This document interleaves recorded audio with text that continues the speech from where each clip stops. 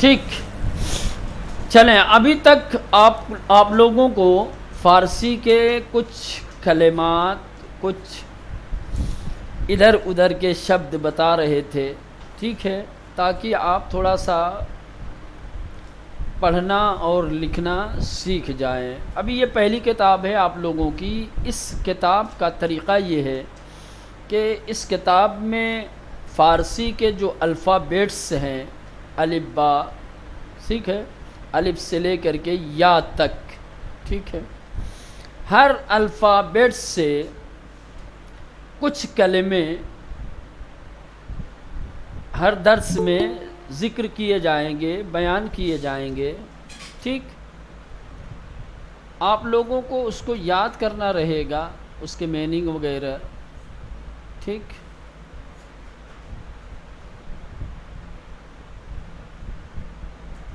اور ان کو چھوٹے چھوٹے جملوں میں، جملہ تو ابھی نہیں بتایا ہے آپ لوگوں کو، جملے ابھی آئیں گے آگے چل کے چھوٹے چھوٹے، ٹھیک۔ آپ کو اس پہ کام کرنا ہوگا۔ جس قدر آپ محنت کریں گے، جتنی زیادہ آپ زحمت اٹھائیں گے، جتنی زیادہ کلمات آپ یاد کریں گے، آپ کو فارسی بولنے میں اتنی ہی زیادہ سہولت اور آسانی ہوگی۔ تو جیسا کہ میں نے بتایا آپ لوگوں کو کہ اس کتاب کا طریقہ یہ ہے کہ آپ کو صرف کچھ کلمے سے آشنا کریں گے، کچھ کلمے ذکر کریں گے، آپ کو ان کلمات کے معنی یاد کرنے ہیں، میننگس یاد کرنے ہیں، ٹھیک۔ پھر کہیں کہیں چھوٹے چھوٹے جملے آئیں گے اور کچھ ضروری چیزیں، جہاں ضروری چیزیں یعنی کلمات کے علاوہ اگر کوئی دوسری چیز آئے گی جس کا بتانا، جس کی وضاحت دینا ضروری ہے، تو وہاں میں انشاءاللہ آپ لوگوں کو تفصیل کے ساتھ سمجھاؤں گا اور بتاؤں گا، تاکہ آپ اس کو آسانی کے ساتھ سمجھ سکیں اور یاد کر سکیں۔ ابھی فی الحال آپ لوگوں کا سب سے بڑا کام کیا ہے؟ نئے آنے والے کلمات کو کیا ہے؟ لکھنا، پڑھنا اور اس کو یاد کرنا ہے۔ تو الف سے لے کر کے یا تک، ٹھیک ہے، الگ الگ درس آئے گا، ہر درس میں ایک کوئی الفابیٹس، جیسے الف آ گیا، الف کے بعد بے آئے گا، پھر پے آئے گا، تے آئے گا، جیم آئے گا، اس طریقے سے الگ الگ الفابیٹس سے کچھ کلمات کیا ہے بیان کریں گے، ان کے معنی یہاں بیان کیے جائیں گے اور آپ کو ان کو یاد کرنا ہوگا، ٹھیک ہے۔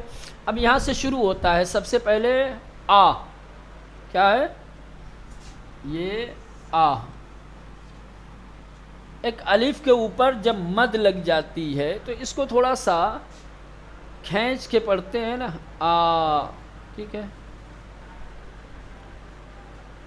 یہ آ دیا ہوا ہے، وَإِلَّا الف اور آ میں فارسی زبان میں یا ہماری اردو زبان میں کوئی بہت زیادہ فرق نہیں ہے۔ کہیں کہیں جب یہ ابتدا میں آتا ہے تو تھوڑا سا اس کو کھینچا جاتا ہے، جبکہ بول چال میں کھینچتے نہیں ہیں۔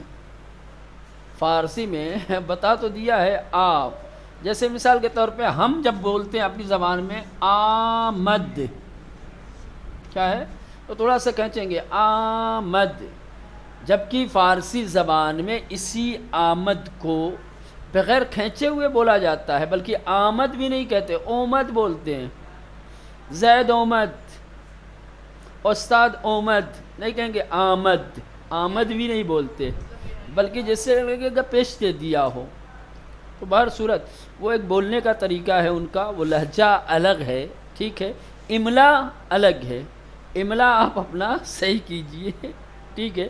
پھر لہجہ آپ کو ان سے سمجھ میں آئے گا جب آپ ایران جائیں گے، یا میں جتنا لہجے سے آشنا ہوں تھوڑا بہت وہ لہجہ میں آپ کو بتاؤں گا۔ نہیں کہتے ہیں کہ آمد، استاد آمد، یہ ہمارا لہجہ ہے، فارسی والا استاد اومد، کیا کہیں؟ اومد، ٹھیک ہے۔ ہر زبان کا ایک اپنا لہجہ ہوتا ہے، اسی لہجے میں بولتے ہیں، ٹھیک ہے نا۔ تو یہ سب سے پہلے آ سے یہاں پر کچھ کلمات دیے ہوئے ہیں، البتہ جو کلمات آئیں گے ضروری نہیں ہے کہ جو الفابیٹ سے شروع ہو رہا ہے وہ شروع میں ہی ہوگا، کہیں بھی وہ شبد آئے گا، ہو سکتا ہے شروع میں، ہو سکتا ہے بیچ میں، ہو سکتا ہے کہ لاسٹ میں ہو۔ جیسے ابھی کہیں گے آب، آب لکھیں گے تو آ پہلے آ گیا، غزہ لکھیں گے تو الف لاسٹ میں آ گیا، پیراہن لکھیں گے تو الف بیچ میں، تو فرق نہیں پڑتا۔ سب سے پہلا کلمہ ہے آب، کیا ہے؟ آب، آب یعنی پانی، آب یعنی، آب یعنی پانی، واٹر، پانی. واٹر، ٹھیک؟ جی جناب. ہاں، اس کو کیسے جملے میں استعمال کریں گے؟ این آبس. این آبس، آب در بشقابس، احسنت، آب در لیوانس، سرد، آب سرد است، آب، آب گرم است، آب سرد است، آب سفید است۔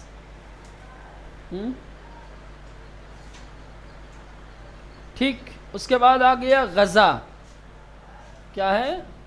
غذا، آب در پارچس، غذا،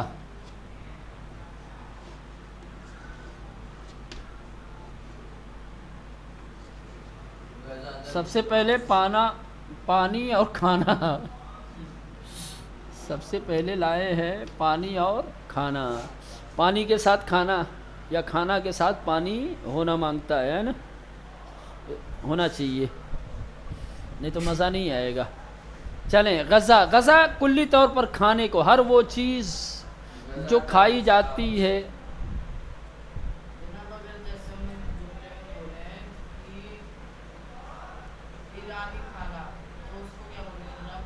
غذا ایرانی،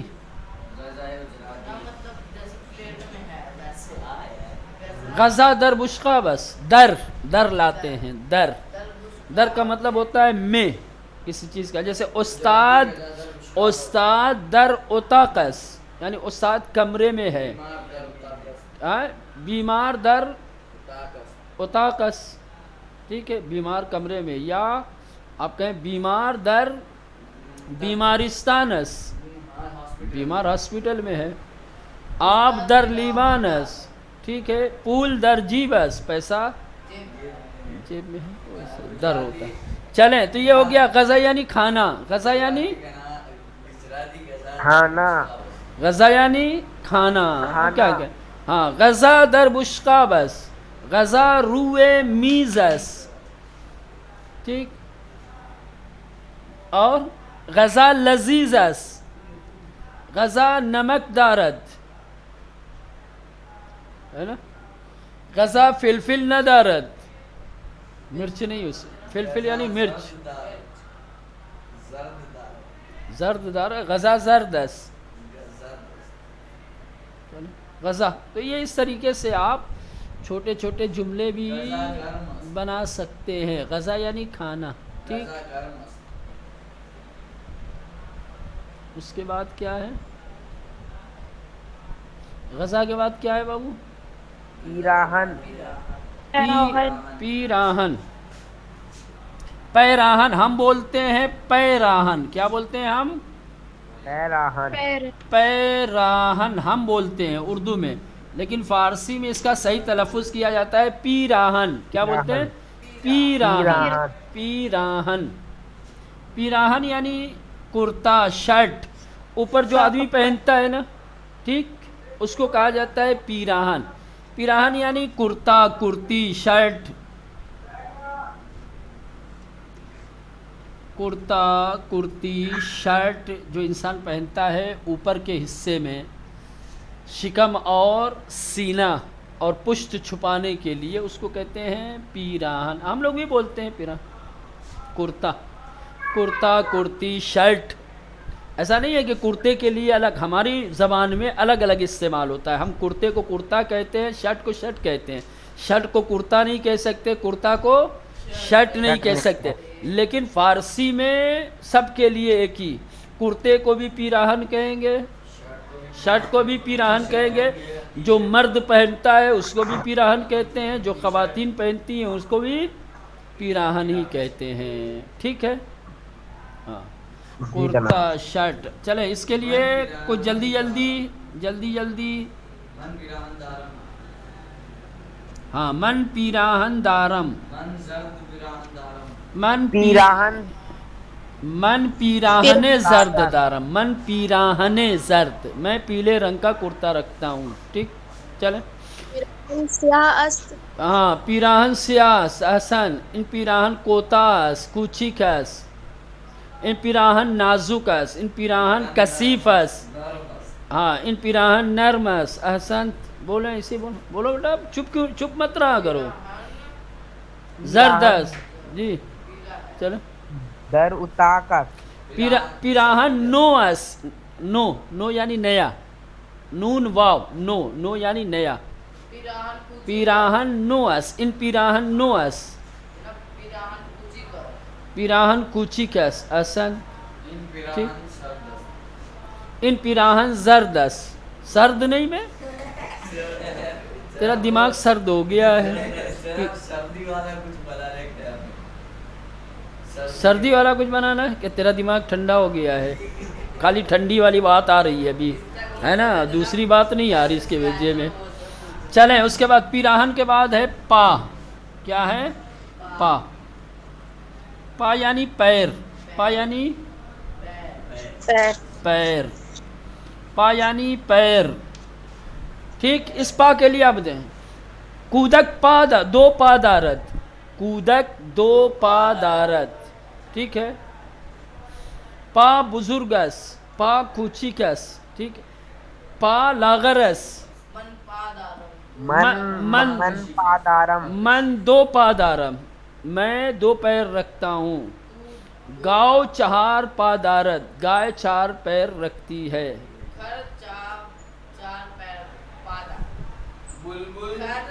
خر چہار پا دارد. ہاں بلبل دو پا دارد. احسن. چلو بولتے رہو جلدی بولو بیٹا. پا. پایم میرا پیر.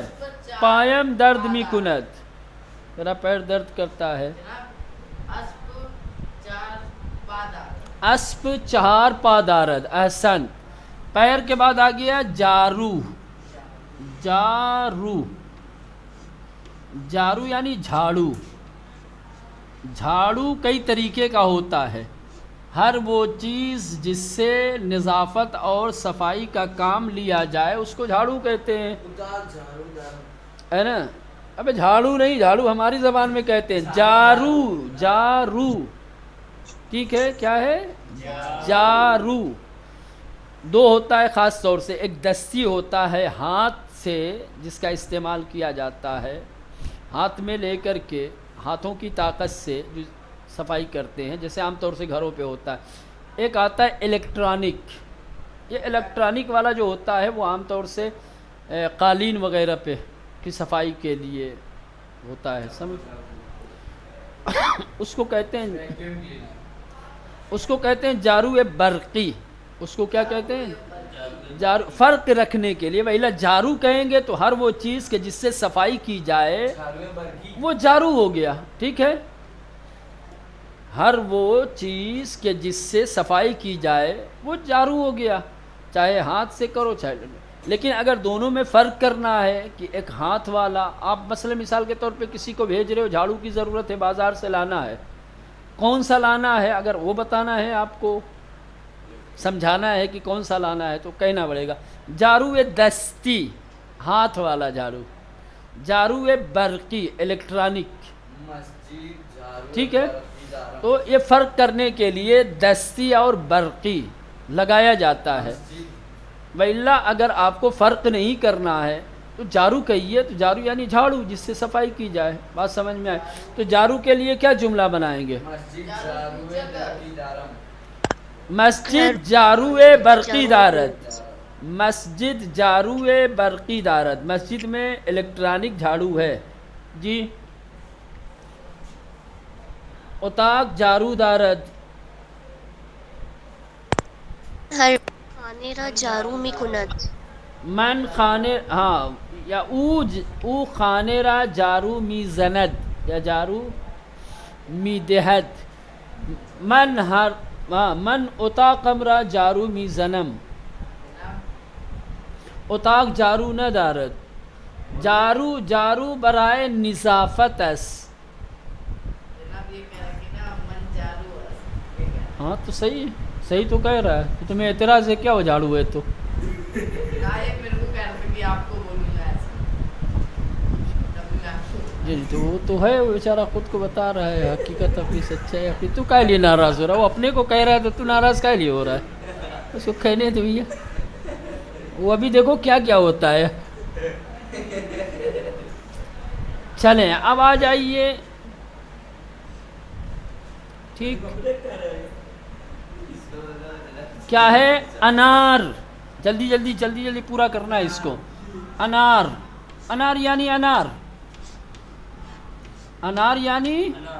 انار پھل ہے جو عام طور سے ہر انسان کھاتا ہے، پسند کرتا ہے. اس کو اس کی تصویر بھی بنی ہوئی ہے یہاں دیکھ لیں. انار قرمز است، انار شیرین است.